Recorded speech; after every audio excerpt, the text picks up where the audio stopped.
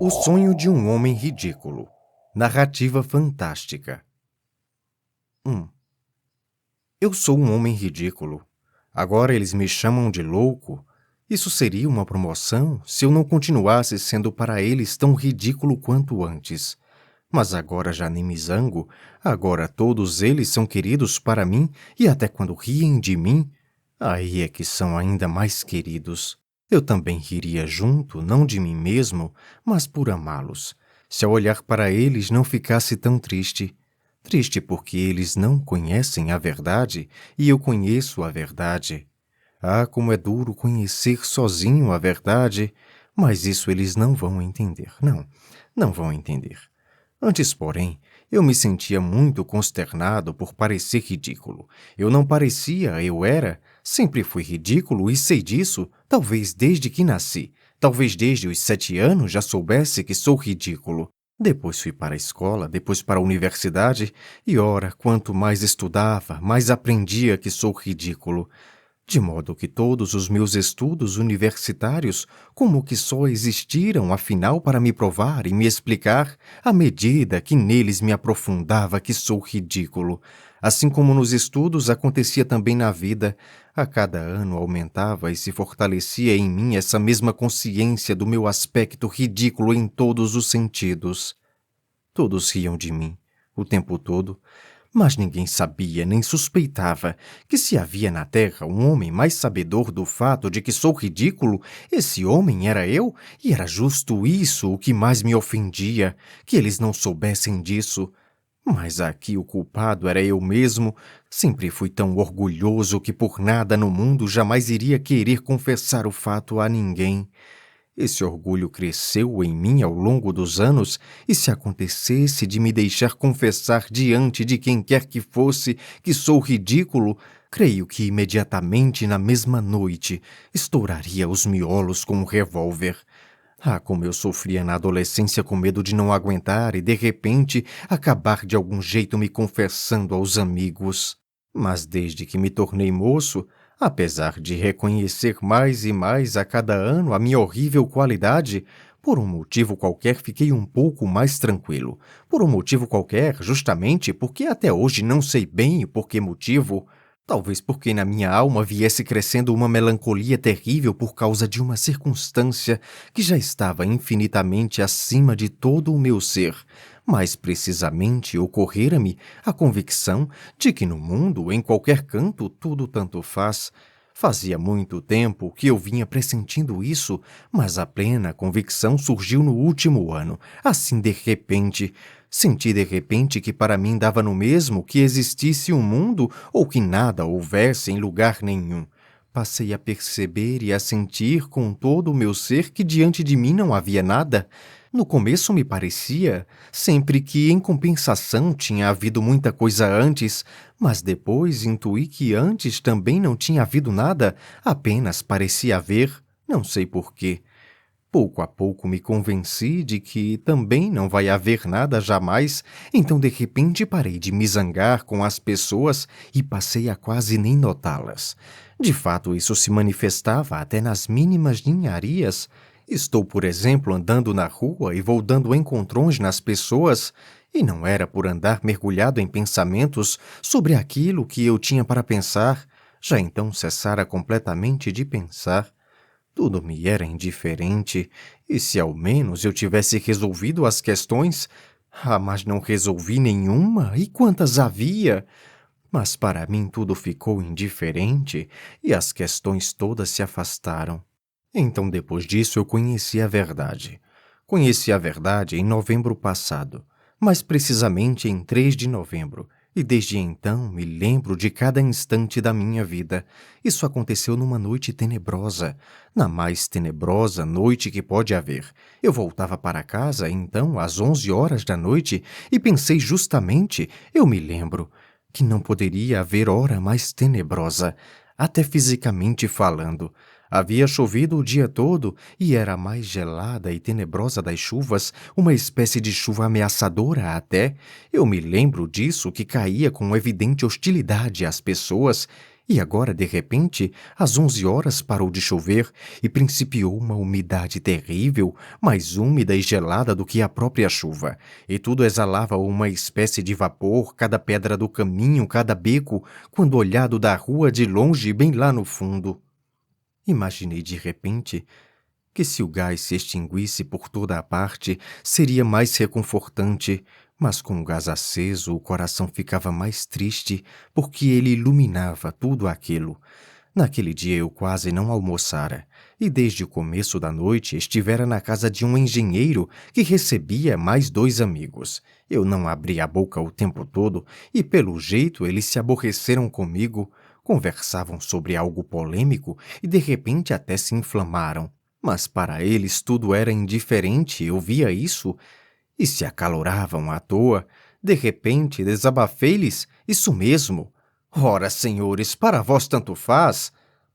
Não levaram a mal, apenas começaram a rir de mim. É que falei sem nenhuma censura, e só porque para mim tudo era indiferente. Viram mesmo que para mim tudo era indiferente e se alegraram muito. Quando na rua pensei sobre o gás. Olhei de relance para o céu estava horrivelmente escuro, mas era possível discernir com clareza algumas nuvens rotas e entre elas manchas negras sem fundo. De repente notei numa dessas manchas uma estrelinha e fiquei a olhar fixamente para ela porque essa estrelinha me trouxe uma ideia. Eu tinha decidido me matar naquela noite. Fazia 2 meses que isso já estava firmemente decidido. E apesar de ser pobre, comprei um belo revólver e carreguei-o naquele mesmo dia. Já se tinham passado 2 meses, porém, e ele ainda jazia na gaveta. Mas para mim tudo era a tal ponto indiferente que me deu vontade, afinal, de arranjar um minuto em que tudo não fosse assim tão indiferente, para que não sei. E desse modo, durante esses 2 meses, a cada noite eu voltava para casa pensando que me mataria. Só esperava o minuto. E agora essa estrelinha me trouxe a ideia e decidi que seria sem falta nesta mesma noite. Mas por que a estrelinha me trouxe a ideia? Não sei. Então, enquanto eu olhava para o céu, de repente me agarrou pelo cotovelo essa menina. A rua já estava deserta e não havia quase ninguém. Ao longe, um cocheiro dormia no drosky. A menina tinha uns 8 anos, de lencinho e só de vestidinho, toda encharcada, mas guardei na lembrança especialmente os seus sapatos rotos e encharcados. Ainda agora me lembro deles. Foram especialmente eles que me saltaram aos olhos. De repente ela começou a me puxar pelo cotovelo e a me chamar. Não chorava, mas soltava entre gritos umas palavras que não conseguia pronunciar direito porque tremia toda com uma tremedeira miúda de calafrio. Estava em pânico por alguma coisa e berrava desesperada. Mamática, mamática! Voltei o rosto para ela, mas não disse uma palavra e continuei andando. Só que ela corria e me puxava, e na sua voz ressoava aquele som que nas crianças muito assustadas significa desespero. Conheço esse som. Embora ela não articulasse bem as palavras, entendi que a sua mãe estava morrendo em algum lugar ou que alguma coisa acontecera lá com elas, e ela fora correndo chamar alguém ou achar alguma coisa para ajudar a mãe. Mas não fui atrás dela, e ao contrário, me veio de repente a ideia de enxotá-la. Primeiro lhe disse que fosse procurar um policial, mas ela de repente juntou as mãozinhas e soluçando, sufocando, corria sem parar ao meu lado e não me largava. Foi então que bati o pé e dei um grito. Ela apenas gritou bem forte: "Senhor, senhor!" Mas de repente me largou e atravessou a rua correndo desabalada. Lá também apareceu um passante qualquer, e ela, pelo visto, largara de mim para alcançá-lo. Subi para o meu 5º andar, moro de aluguel numa casa de pensão. O meu cômodo é pobre e pequeno, com uma janela de sótão semicircular. Tenho um divã de oleado, uma mesa, na qual ficam os livros, 2 cadeiras e uma poltrona confortável, velha, bem velhinha, mas voltariana. Sentei-me, acendi uma vela e comecei a pensar. Ao lado, no outro cômodo, atrás do tabique, a Sodoma prosseguia. Já fazia 3 dias que estavam nisso. Aí morava um capitão reformado e ele agora tinha visitas, meia dúzia de marmanjos que bebiam vodka e jogavam Scott com umas cartas velhas. Na noite passada houve briga e sei que 2 deles ficaram um bom tempo se arrastando pelos cabelos. A senhora quis dar queixa, mas morre de medo do capitão.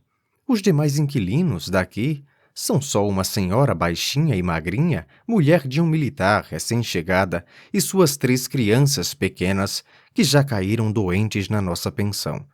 Tanto ela quanto as crianças chegaram a desmaiar de medo do capitão. Passam a noite toda tremendo e fazendo o sinal da cruz, e a menorzinha ficou tão apavorada que teve uma espécie de ataque. Esse capitão, sei bem, às vezes para os passantes da Nievski, e pede esmola. Não o aceitam em serviço nenhum. Mas coisa estranha, e é para chegar aí que estou contando isso.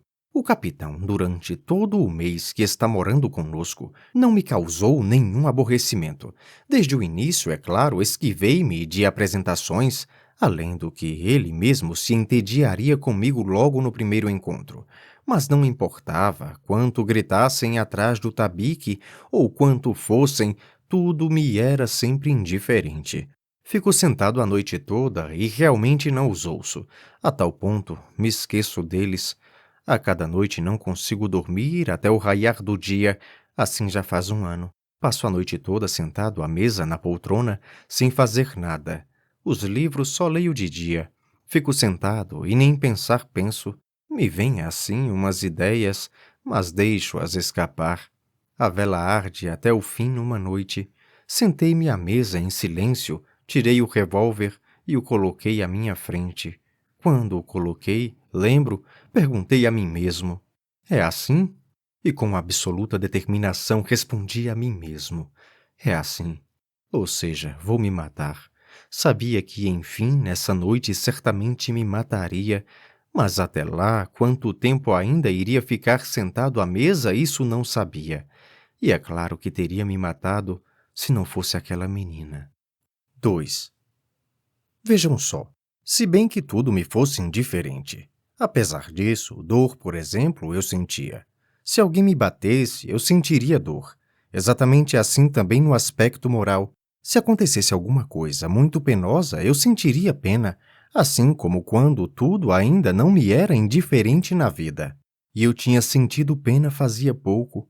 Uma criança, afinal, eu teria socorrido sem falta. Por que é que não socorri a menina? Ora, de uma ideia que me veio naquele momento, quando ela me puxava e me chamava, de repente surgiu diante de mim uma questão e eu não conseguia resolvê-la. A questão era fútil, mas me irritei. Me irritei em consequência da conclusão de que, se eu já tinha decidido que nessa mesma noite me mataria, então, por isso, tudo no mundo, agora mais do que nunca, deveria me ser indiferente. Por que é que eu fui sentir de repente que nem tudo me era indiferente e que eu tinha pena da menina? Lembro que tive muita pena dela, quase até o ponto de uma estranha dor, aliás, completamente inverossímil, na minha situação. Palavra não sei transmitir melhor essa minha efêmera sensação daquele momento, mas a sensação continuou em casa quando eu já me recolhera à mesa.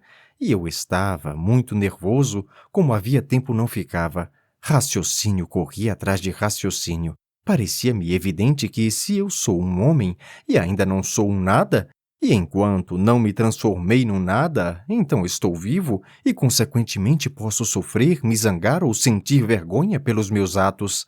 Que seja. Mas se eu vou me matar, por exemplo, daqui a 2 horas, então o que é que me importa a menina? E o que é que eu tenho a ver com a vergonha e com o resto do mundo? Eu me transformo num nada absoluto. E será que a consciência de que nesse instante eu vou deixar de existir completamente e que, portanto, nada mais vai existir também, não poderia ter a mínima influência nem no sentimento de pena pela menina, nem no sentimento de vergonha depois da baixeza cometida? Foi justamente por isso que eu bati o pé e gritei com voz de bicho para uma criança desgraçada.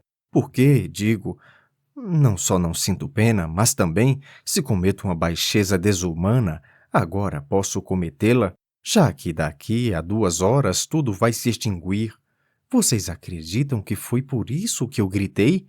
Agora estou quase convencido disso. Parecia-me evidente que a vida e o mundo agora como que dependiam de mim. Podia-se até dizer que o mundo agora como que tinha sido feito só para mim.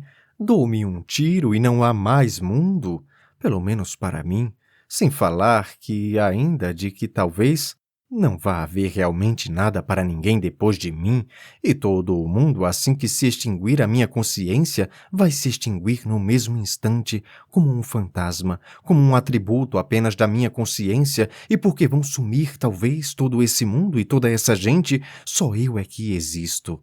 Lembro-me que sentado e raciocinando, eu torcia todas essas novas questões que se embolavam umas atrás das outras, numa direção aliás completamente diferente, e já imaginava algo completamente novo. Por exemplo, ocorreu-me, de repente, a estranha consideração de que se eu vivesse antes na Lua ou em Marte e lá cometesse o ato mais canalha e mais desonesto que se possa imaginar e lá fosse achincalhado e desonrado, como só se pode sentir e imaginar às vezes dormindo num pesadelo, e se vindo parar depois na Terra eu continuasse a ter consciência do que cometi no outro planeta, e, além disso, soubesse que nunca mais, de jeito nenhum, voltaria para lá, então, olhando a lua da Terra, tudo me seria indiferente ou não? Sentiria vergonha por aquele ato ou não? As questões eram fúteis e excessivas, visto que o revólver já estava diante de mim e eu sabia com todo o meu ser que isso aconteceria com certeza. Mas elas me inflamavam e eu me enfurecia. Era como se agora eu não pudesse morrer sem antes resolver uma coisa qualquer. Numa palavra, essa menina me salvou porque com as questões eu adiei o tiro. Enquanto isso, na casa do capitão tudo também começou a se aquietar. Eles tinham parado de jogar baralho e se preparavam para dormir, ainda resmungando e arrastando um resto de briga. Foi aí que de repente eu adormeci, coisa que nunca tinha me acontecido, sentado à mesa na poltrona. Adormeci totalmente sem perceber. Os sonhos, como se sabe, são uma coisa extraordinariamente estranha. Um se apresenta com assombrosa nitidez, com minucioso acabamento de ouriversaria nos pormenores, e em outro, como que sem se dar conta de nada, você salta, por exemplo, por cima do espaço e do tempo. Os sonhos, ao que parece, move-os não a razão, mas o desejo, não a cabeça, mas o coração. E, no entanto, que coisas ardilosas produzia, às vezes, a minha razão em sonho. No entanto, em sonho acontecem com ela coisas completamente inconcebíveis. Meu irmão, por exemplo, morreu há 5 anos. Às vezes vejo o meu irmão em sonho. Ele toma parte nos meus negócios, estamos bastante compenetrados e, no entanto, ao longo de todo o sonho, sei e lembro muito bem que o meu irmão está morto e enterrado. Como é que não me espanto com o fato de que, embora esteja morto, mesmo assim ele está aqui ao meu lado e se a tarefa junto comigo? Porque o meu juízo admite tudo isso. Mas basta. Dou início ao meu sonho. Sim, sonhei. Então esse sonho, o meu sonho de 3 de novembro. Eles agora caçoam de mim dizendo que isso, afinal, foi só um sonho, mas por acaso não dá no mesmo? Seja isso um sonho ou não, já que esse sonho me anunciou a verdade? Pois se você uma vez conhece a verdade e a enxerga, então sabe que ela é a verdade e que não há outra e nem pode haver.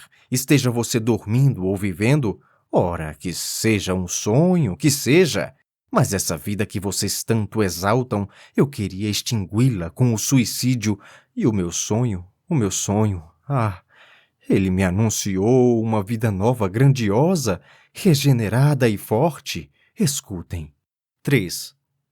Eu disse que adormeci sem me dar conta, como se continuasse até a raciocinar sobre os mesmos assuntos. De repente sonhei que apanho o revólver e sentado aponto-o direto para o coração e não para a cabeça. E eu, que antes tinha determinado que meteria sem falta um tiro na cabeça, mais precisamente na têmpora direita, aponto-o para o peito. Espere um segundo. Esperei um segundo ou dois, e a minha vela, a mesa e a parede diante de mim começaram de repente a se mexer e a balançar. Puxei depressa o gatilho. Nos sonhos, vocês às vezes despencam das alturas, ou alguém os corta, ou lhes bate, mas vocês nunca sentem dor, a não ser que vocês mesmos, de algum modo, se machuquem de verdade na cama. Aí sim vão sentir dor e quase sempre acordar por causa dela. Assim também no meu sonho, dor eu não senti, mas me pareceu que, com o meu tiro, tudo em mim estremeceu e tudo de repente se apagou, e ao meu redor tudo se tornou horrivelmente negro. Eu fiquei como que cego e mudo, e eis que estou deitado sobre algo duro, todo estirado de costas, não vejo nada e não posso fazer o menor movimento. Ao redor andam e gritam, a senhoria Gane, e de repente, mais um intervalo, e eis que já me carregam num caixão fechado, e sinto o caixão balançar, e raciocino sobre isso, e de repente pela primeira vez me assalta a ideia de que eu, afinal, estou morto, completamente morto. Sei disso e não duvido, não enxergo e não me movo, e no entanto sinto e raciocino. Mas logo me conformo com isso, e como de hábito nos sonhos, aceito a realidade sem discussão. E eis que me metem na terra, todos vão embora, estou sozinho, totalmente sozinho, não me movo. Antes, sempre que imaginava acordado como me colocariam na sepultura, associava à sepultura propriamente apenas uma sensação de umidade e frio. Assim também nesse momento senti que estava com muito frio, sobretudo nas pontas dos dedos dos pés, mas não senti mais nada. Eu jazia, e estranho, nada esperava, aceitando sem discussão que um morto nada tem a esperar. Mas ali estava úmido. Não sei quanto tempo se passou, uma hora, ou alguns dias, ou muitos dias. Mas de repente, no meu olho esquerdo fechado, caiu infiltrada pela tampa do caixão uma gota d'água. Depois de um minuto, outra, depois de mais um minuto, a terceira, e assim por diante, e assim por diante. Sempre de minuto em minuto, uma indignação profunda acendeu-se de repente no meu coração, e de repente senti nele uma dor física. É a minha ferida, pensei. É o tiro? Lá está a bala. E a gota sempre gotejando, minuto após minuto, bem no meu olho esquerdo fechado. E de repente clamei, não com a voz, já que estava inerte, mas com todo o meu ser ao Senhor de tudo o que acontecia comigo. Seja você quem for, mas se você é, e se existe alguma coisa mais racional do que o que está acontecendo agora, então permita a ela que seja aqui também. Se você se vinga de mim pelo meu suicídio insensato com a hediondez e o absurdo da continuação da existência, saiba que nunca nenhum tormento que eu venha a sofrer vai se comparar ao desprezo que eu vou sentir calado, nem que seja durante milhões de anos de tortura. Clamei e me calei. Seguiu-se quase um minuto de silêncio profundo. Outra gota chegou a cair, mas eu sabia. Sabia e acreditava imensa e inabalavelmente que agora sem falta tudo mudaria. E eis que de repente o meu caixão se rompeu, isto é, não sei se ele foi aberto ou desenterrado, mas fui pego por alguma criatura escura e desconhecida para mim, e nós nos encontrávamos no espaço. De repente voltei a ver, era uma noite profunda, e nunca tinha havido tamanha escuridão. Voávamos no espaço longe da terra, eu não interrogava aquele que me levava sobre coisa nenhuma. Eu esperava, orgulhoso. Persuadia-me de que não tinha medo, e gelava de deslumbramento com a ideia de que não tinha medo. Não lembro quanto tempo voamos, nem posso imaginar. Tudo acontecia como sempre nos sonhos, quando você salta por cima do espaço e do tempo e por cima das leis da existência e da razão, e só para nos pontos que fazem o coração delirar. Lembro que de repente avistei na escuridão uma estrelinha. É Sirius? Perguntei eu, não me contendo de repente, já que não queria perguntar nada. Não. Essa é a mesma estrela que você viu entre as nuvens quando voltava para casa, respondeu-me a criatura que me levava. Eu sabia que ela possuía como que um rosto humano, coisa estranha. Não gostava dessa criatura, sentia mesmo uma aversão profunda. Esperava o não ser absoluto, e por isso dei um tiro no coração, E eis que estou nos braços de uma criatura não humana, é claro. Mas que é? Existe? Ah, então há também uma vida além túmulo? Pensei eu com uma estranha leviandade dos sonhos, mas a essência do meu coração permanecia comigo em toda a sua profundeza.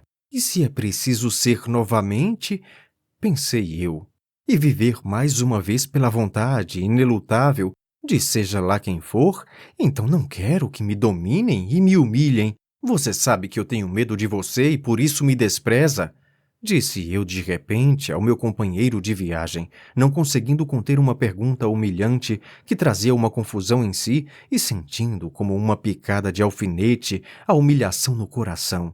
Ele não respondeu à minha pergunta, mas senti de repente que não me desprezam e não riem de mim, que nem mesmo se compadecem de mim, e que a nossa viagem tem um destino ignorado e misterioso relativo a mim e a mais ninguém. O terror crescia no meu coração.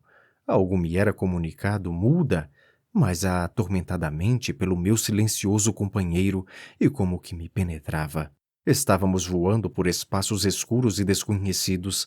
Fazia tempo que já não via as constelações familiares ao olho, sabia que há nos espaços celestes certas estrelas cujos raios só alcançam a Terra depois de milhares e milhões de anos. Talvez já tivéssemos voado por esses espaços, esperava algo tomado por uma melancolia terrível que me torturava o coração. E de repente uma espécie de sentimento familiar e sumamente invocatório me sacudiu. De repente eu vi o nosso sol. Sabia que não podia ser o nosso sol, que gerou a nossa Terra e que estávamos a uma distância infinita do sol, mas por algum motivo reconheci com todo o meu ser que esse era um sol exatamente igual ao nosso, uma repetição e um duplo dele. Um sentimento doce e invocatório começou em êxtase a ressoar na minha alma. A força motriz do universo, desse mesmo universo que me deu a luz, pulsou no meu coração e o ressuscitou, e eu pude sentir a vida de antes, pela primeira vez desde a minha sepultura. Mas se esse é o sol, se esse sol é exatamente igual ao nosso, gritei eu, então onde está a Terra? E o meu companheiro me apontou uma estrelinha que reluzia na escuridão com um brilho de esmeralda. Estávamos voando direto para ela. Serão possíveis tais repetições no universo? Será possível que seja assim a lei da natureza? E se lá está a Terra, será possível que ela seja igual à nossa? Exatamente igual, desgraçada, pobre, mas preciosa e para sempre amada, que gerou, até nos filhos mais ingratos, o mesmo torturante amor por si, como a nossa? Gritava eu, tremendo de um amor incontido, extasiado por aquela mesma terra natal que eu abandonei. A imagem da pobre menina que eu tinha ofendido relampejou diante de mim. Você vai ver tudo, respondeu meu companheiro, e um certo pesar se fez ouvir na sua voz. Mas nos aproximávamos rapidamente do planeta. Ele crescia nos meus olhos. Eu já distinguia o oceano, os contornos da Europa, e de repente o sentimento estranho de uma espécie de ciúme grande, sagrado, inflamou-se no meu coração. Como é possível semelhante repetição? E para quê? Eu amo. Eu só posso amar aquela terra que eu deixei, onde ficaram os respingos do meu sangue, quando eu, ingrato, com um tiro no meu coração, extingui a minha vida. Mas jamais, jamais deixei de amar aquela terra, e mesmo naquela noite, ao me separar dela, talvez a amasse com mais tormento do que nunca. Existe tormento nessa nova terra? Na nossa terra não podemos amar de verdade senão com o tormento e só pelo tormento. De outro modo, não sabemos amar e não conhecemos amor diferente.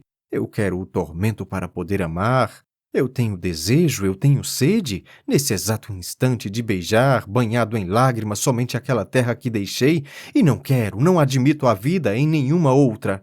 Mas o meu companheiro já tinha me deixado.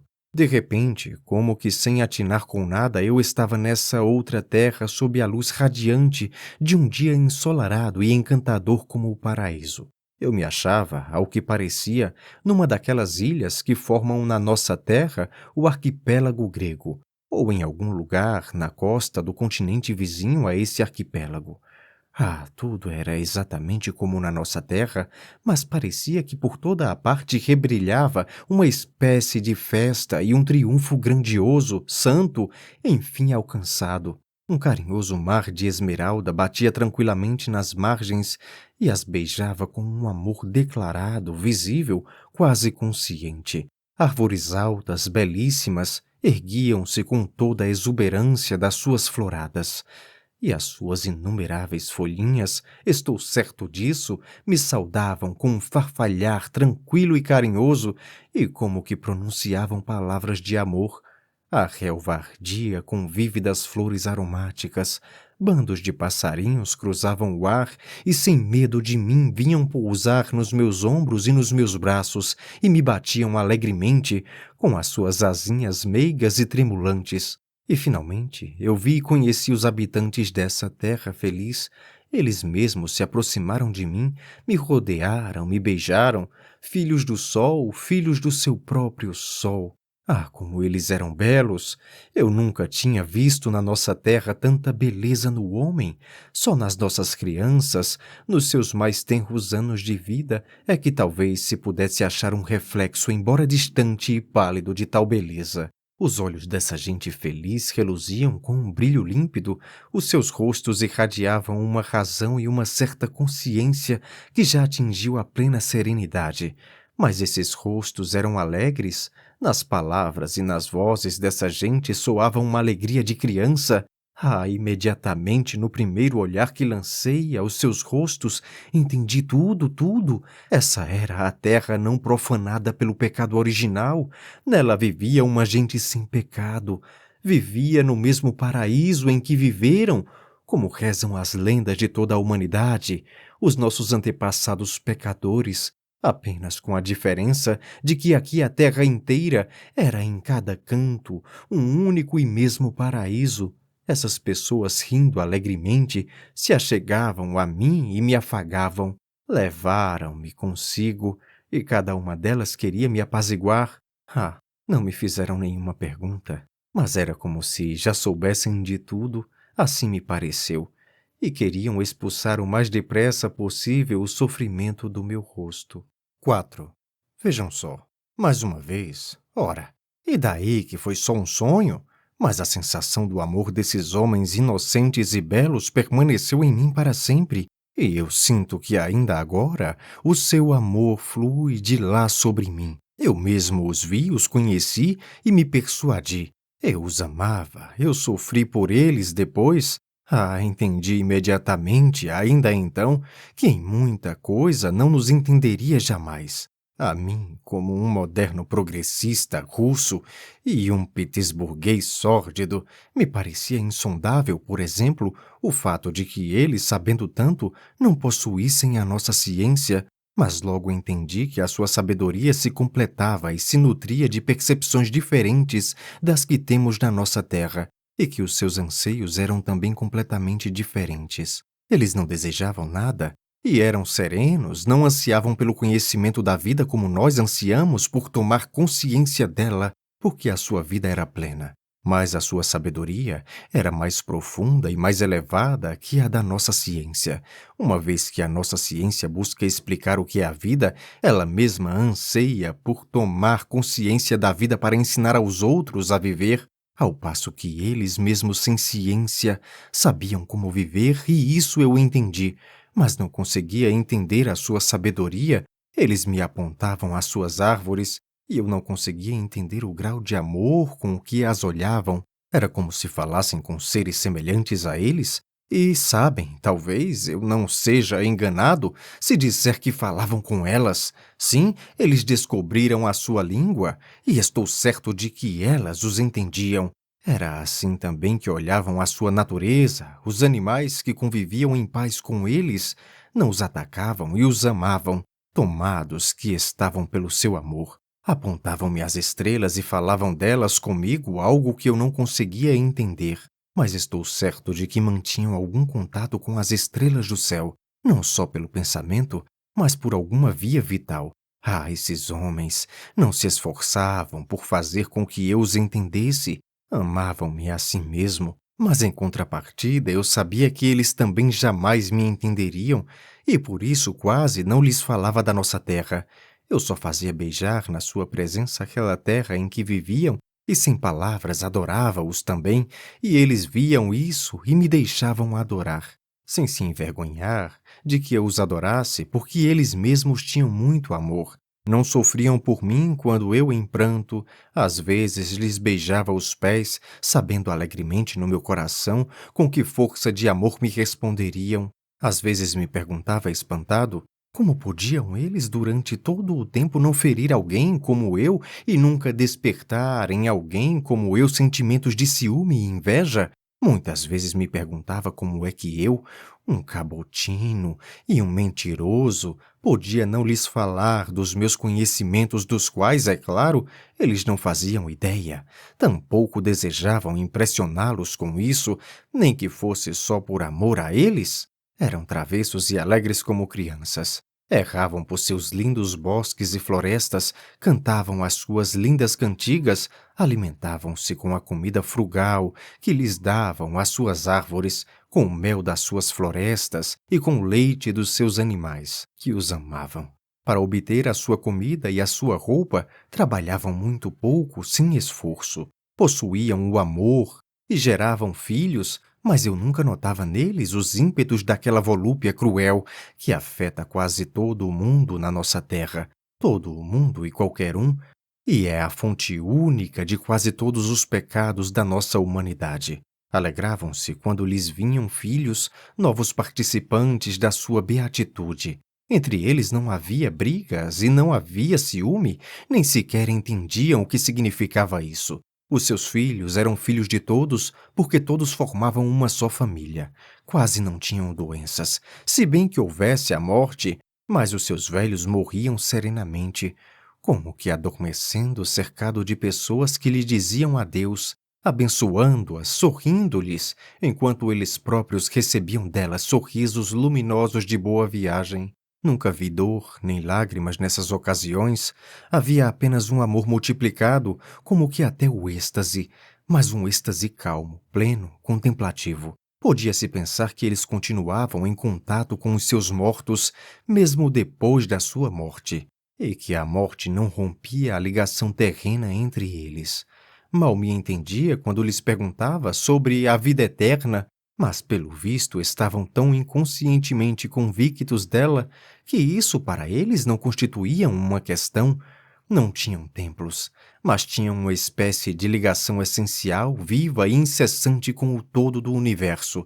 Não tinham fé, mas em troca tinham a noção firme de que, quando a sua alegria terrena se plenificasse até os limites da natureza terrena, então começaria para eles, tanto para os vivos quanto para os mortos, um contato ainda mais amplo com o todo do universo.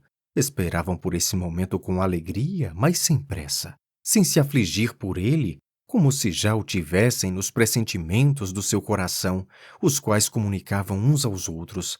À noite, recolhendo-se para dormir, gostavam de formar coros afinados e harmoniosos. Nas suas cantigas, transmitiam todas as sensações que lhes proporcionara o dia que findava. Celebravam-no e se despediam dele. Celebravam a natureza, a terra, o mar, as florestas, gostavam de compor cantigas uns para os outros e elogiavam-se uns aos outros como crianças. Eram as mais simples cantigas, mas fluíam do coração e penetravam no coração. E não só nas cantigas, mas ao que parecia, levavam também toda a sua vida apenas a se deleitarem uns com os outros. Era uma espécie de amorosidade uns pelos outros, total, universal. Várias das suas cantigas solenes e extasiadas eu quase que não entendia em absoluto. Mesmo entendendo as palavras, jamais conseguia penetrar-lhes o significado. Permaneciam como que inacessíveis à minha razão, mas em troca, o meu coração como que se compenetrava delas inconscientemente cada vez mais e mais. Com frequência eu lhes dizia que já vinha pressentindo tudo isso fazia tempo, que toda essa alegria e essa glória vinham se revelando a mim ainda na nossa terra com uma melancolia invocatória que chegava porventura a uma dor insuportável, que eu vinha pressentindo a todos eles com a sua glória nos sonhos do meu coração e nas ilusões da minha razão, que muitas vezes na nossa terra não conseguia assistir ao sol se pôr sem lágrimas nos olhos, que no meu ódio aos homens da nossa terra sempre estava contida a melancolia, porque não consigo odiá-los se não os amo, porque não consigo deixar de perdoá-los e ainda assim no meu amor por eles a melancolia, porque não consigo amá-los se não os odeio. Eles me escutavam, e eu via que não conseguiam fazer ideia do que eu dizia, mas não me lamentava de lhes dizer isso. Sabia que eles entendiam toda a força da melancolia que eu sentia por aqueles que abandonara.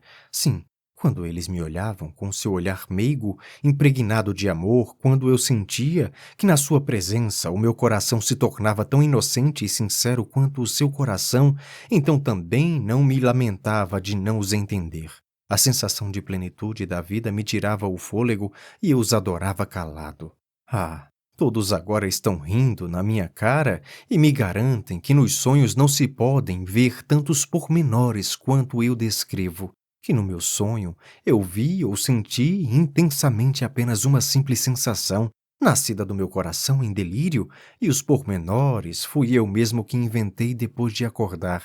E quando lhes revelei que talvez tudo tenha sido assim mesmo, meu Deus, quanta risada deram na minha cara e quanta diversão lhes proporcionei. Ah, sim, é claro, eu estava tomado apenas por uma simples sensação daquele sonho e só ela restou intacta no meu coração ferido até sangrar. Mas em compensação, as imagens e as formas reais do meu sonho, isto é, aquelas que eu de fato vi na hora em que estava sonhando, eram plenas de tanta harmonia, eram a tal ponto envolventes e belas, e a tal ponto verdadeiras, que uma vez acordado, eu, é claro, não tive forças para encarná-las nas nossas frágeis palavras, de modo que precisaram como que se desvanecesse na minha mente e, portanto, de fato, talvez eu mesmo inconscientemente fui obrigado a inventar os pormenores, mas é claro, deformando-os, sobretudo diante do meu desejo apaixonado de transmiti-los o mais depressa possível, por pouco que fosse. Mas, em compensação, como é que eu poderia não acreditar que tudo isso aconteceu? Que aconteceu, talvez, de um modo 1000 vezes melhor, mas é claro, e mais alegre do que eu estou contando? Que seja só um sonho, mas tudo isso não pode não ter acontecido. Sabem, vou lhes contar um segredo. Tudo isso talvez não tenha sido sonho, coisa nenhuma, porque aqui se passou uma coisa tal, uma coisa tão horrivelmente verdadeira que não poderia ter surgido em sonho. Que seja, foi o meu coração que gerou o meu sonho. Mas será que o meu coração tinha forças para gerar sozinho aquela horrível verdade que depois se passou comigo? Como é que eu sozinho pude fantasiá-la ou sonhá-la com o coração? Será possível que o meu coração miúdo e a minha razão caprichosa, insignificante, tenham sido capazes de se elevar a tal revelação da verdade? Ah, julguem por si mesmos. Por enquanto eu escondi, mas agora vou contar até o fim essa verdade também. O fato é que eu perverti todos eles. 5. Sim. O resultado foi que eu perverti todos eles. Como é que isso pôde acontecer? Não sei, mas lembro claramente. O sonho atravessou o milênio voando e deixou em mim apenas a sensação do todo. Só sei que a causa do pecado original fui eu. Como uma triquina nojenta, como um átomo de peste infectando um estado inteiro, assim também eu infestei com a minha presença essa terra que antes de mim era feliz e não conhecia o pecado. Eles aprenderam a mentir e tomaram amor pela mentira e conheceram a beleza da mentira. Ah, isso talvez tenha começado inocentemente por brincadeira, por coquetismo, por um jogo de amor, na verdade, talvez por um átomo, mas esse átomo de mentira penetrou no seu coração e lhes agradou. Depois, rapidamente, nasceu a volúpia gerou o crime, o ciúme, a crueldade. Ah, não sei, não me lembro, mas depressa, bem depressa, respingou o primeiro sangue. Eles se espantaram e se horrorizaram e começaram a se dispersar, a se dividir. Surgiram alianças, mas dessa vez umas contra as outras. Começaram as acusações, as censuras. Conheceram a vergonha, e a vergonha erigiram em virtude, nasceu a noção de honra, e cada aliança levantou a sua própria bandeira, passaram a molestar os animais, e os animais fugiram deles para as florestas, e se tornaram seus inimigos. Começou a luta pela separação, pela autonomia, pela individualidade, pelo meu e pelo teu. Passaram a falar línguas diferentes, conheceram a dor e tomaram amor pela dor. Tinham sede de tormento e diziam que a verdade só se alcança pelo tormento. Então no meio deles surgiu a ciência. Quando se tornaram maus, começaram a falar em fraternidade, humanidade, e entenderam essas ideias. Quando se tornaram criminosos, conceberam a justiça e prescreveram a si mesmos códigos inteiros para mantê-la, e para garantir os códigos instalaram a guilhotina. Mas se lembravam daquilo que perderam, não queriam acreditar nem mesmo que um dia foram inocentes e felizes, riam até da possibilidade de um passado assim para a sua felicidade e o chamavam de ilusão.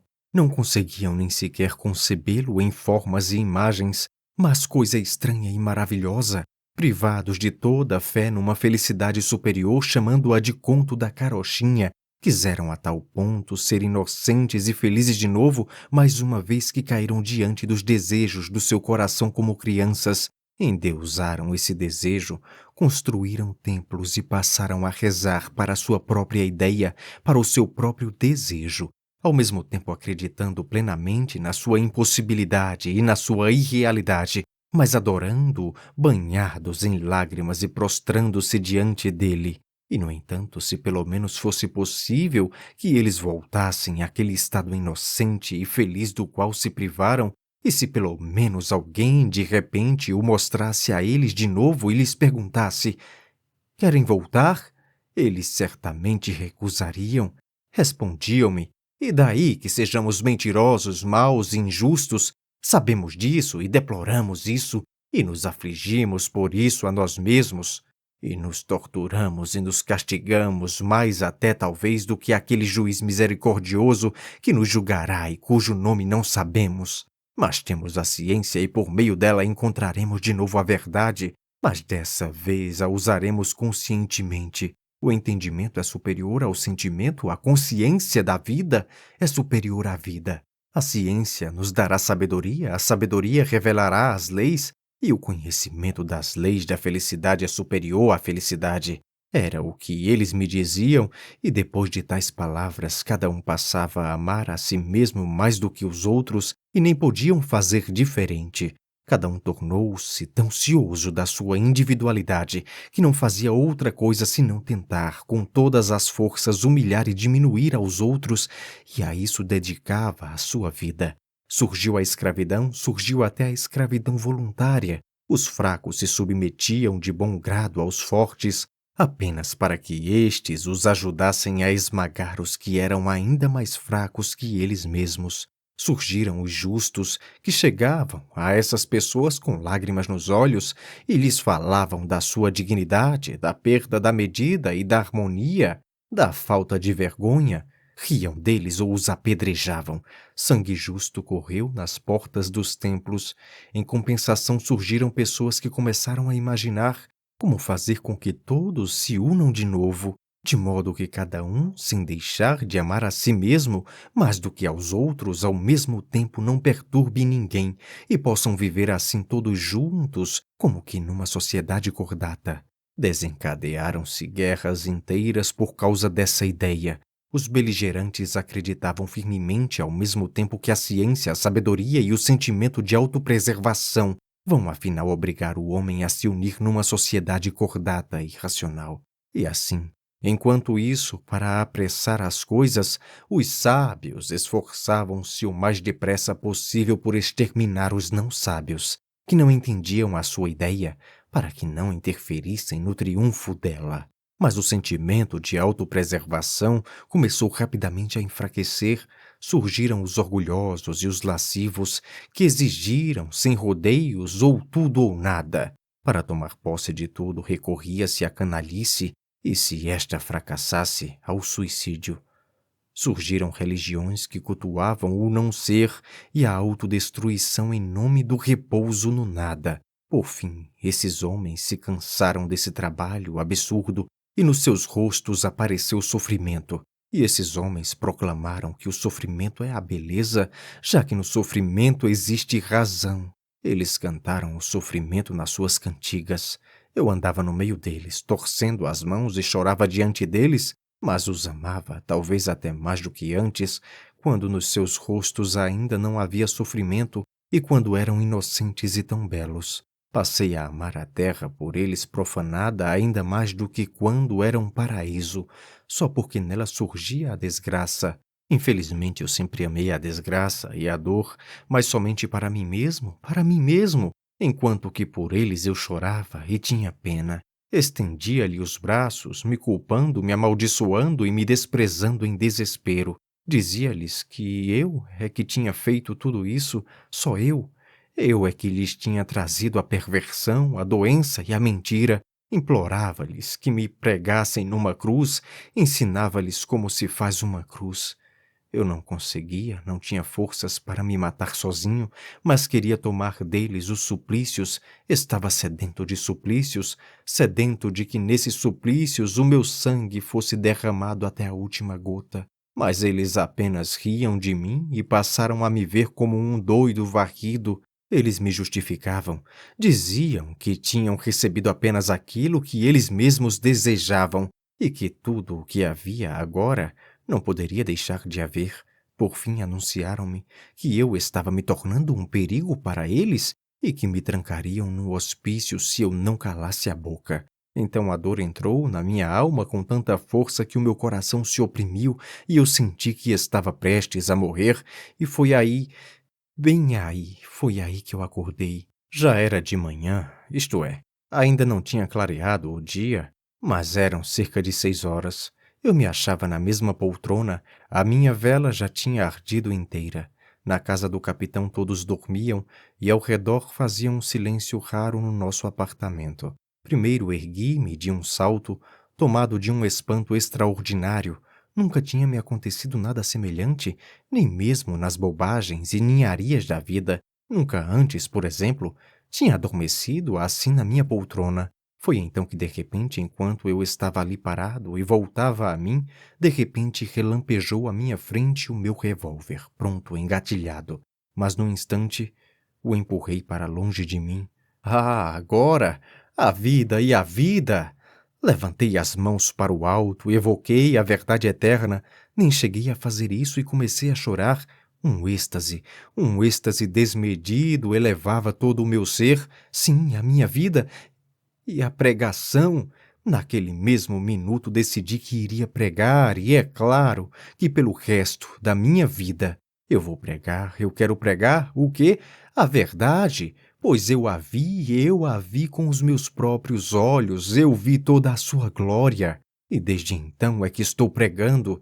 Além disso, amo a todos aqueles que riem de mim, mais do que a todos os outros. Por que motivo é assim? Não sei e não posso explicar, mas que assim seja. Eles dizem que agora já estou me desencaminhando. Isto é, se já me desencaminhei assim agora, o que é que vai ser daqui por diante? Verdade verdadeira, estou me desencaminhando e talvez daqui por diante seja ainda pior. E é claro, vou me desencaminhar várias vezes até encontrar o jeito de pregar, com que palavras e com que coisas, porque isso é muito difícil de levar a cabo. É que agora vejo tudo isso claro como o dia, mas escutem, quem é que não se desencaminha? E, no entanto, todos seguem em direção a uma única e mesma coisa, pelo menos todos anseiam por uma única e mesma coisa, do mais sábio ao último dos bandidos, só que por caminhos diferentes. Isso é uma velha verdade, mas eis o que há de novo. Eu nem tenho muito que me desencaminhar, porque eu vi a verdade. Eu a vi e sei que as pessoas podem ser belas e felizes sem perder a capacidade de viver na terra. Não quero e não posso acreditar que o mal seja o estado normal dos homens, e eles, ora, continuam rindo justamente dessa minha fé. Mas como vou deixar de acreditar? Eu vi a verdade. Não é que a tenha inventado com a mente. Eu vi a sua imagem. E a sua imagem viva me encheu a alma para sempre. Eu a vi numa plenitude tão perfeita que não posso acreditar que ela não possa existir entre os homens. Assim como é que eu vou me desencaminhar, vou me desviar, é claro, várias vezes, várias até. Eu vou usar talvez palavras alheias, inclusive, mas não por muito tempo. A imagem viva daquilo que vi vai estar sempre comigo e sempre vai me corrigir e me dirigir. Ah, estou cheio de ânimo, eu estou novo em folha. Eu vou seguir ainda por mais 1000 anos. Sabem, eu queria até esconder no começo o fato de que eu tinha pervertido todos eles, mas foi um erro. Aí está o primeiro erro. A verdade, porém, me cochichou que eu mentia e me guardou e me aprumou o passo. Mas como instaurar o paraíso, isso eu não sei, porque não sou capaz de transmitir isso em palavras. Depois do meu sonho, perdi as palavras, pelo menos todas as palavras principais, as mais necessárias. Mas não importa, vou seguir e vou continuar falando, incansável, porque apesar de tudo, vi com os meus próprios olhos, embora não seja capaz de contar o que vi. Mas é isso que os ridentes não entendem. Viu um sonho, dizem delírio, alucinação. É, que sabedoria é essa? E como eles se vangloriam. Um sonho? O que é um sonho? E a nossa vida não é um sonho? E digo mais, não importa que isso nunca se realize e que não haja o paraíso. Já isso eu entendo. Bem, mesmo assim vou continuar pregando. E, no entanto, é tão simples. Um dia qualquer, numa hora qualquer, tudo se acertaria de uma vez só. O principal é: ame aos outros como a si mesmo, eis o principal, só isso? Não é preciso nem mais nem menos. Imediatamente você vai descobrir o modo de se acertar. E, no entanto, isso é só uma velha verdade repetida e lida 1 bilhão de vezes, e mesmo assim ela não pegou. A consciência da vida é superior à vida. O conhecimento das leis da felicidade é superior à felicidade. É contra isso que é preciso lutar. E é o que vou fazer. E quanto àquela menina, eu a encontrei. Eu vou prosseguir. Eu vou prosseguir. Fim.